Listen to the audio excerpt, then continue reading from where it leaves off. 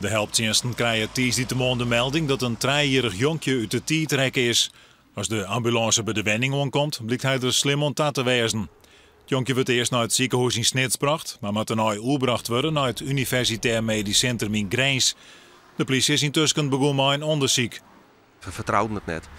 We hebben dus in dat onderzoek hebben wij dus tenmiddag hebben we zowel beide personen al aangehouden, maar wel in de niet verstande dat de mem bij het jonkje wezen koer, dat wel, maar wel onder strikte voorwaarden.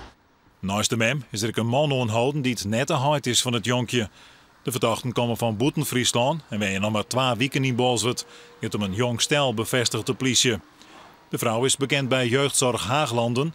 Die beziekt het nou maar Jeugdzorg Friesland via de rechter het voer hoe het bij hen te krijgen. In Bolsward ben de bollebootskrokken van het Nijs. Mensen uit de buurt willen voor uw camera net reageren. Maar weten wij wel te vertellen dat eigenlijk net in het stel koeien. Zoals de buurvrouw, dat ik van de middag nog even maar sprut, zei ik dat ze eigenlijk heel nog in contact met de mensen hier. Zie je verder heel nog niet jet.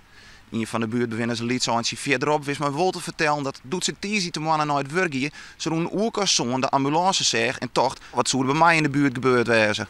De vrouw en de vrouw worden nog heel tijd ondervregen. De politie had buurtonderzoek dien, ook is de wenning onderzocht. Hoe de uitkomsten willen ze nog niet zeggen. Er wordt bij deze zaak voorzichtig omgaan met het naar boeten brengen van informatie. Blijkt wanneer wij uit voorgaande onderzoeken wel eens keer dienen dat we iets meer te volle informatie naar boeten gebracht hebben. Dat kan tjoegen beïnvloeden in hun verklaringen die wij nog jaren maken. We moeten nog tjoegen jaren. En wanneer die al voorinformatie van u krijgen, dan kan dat bepaalde verklaringen beïnvloeden. We willen de verklaringen zo zuiver mogelijk hebben om het onderzoek zo zuiver mogelijk draaien te laten.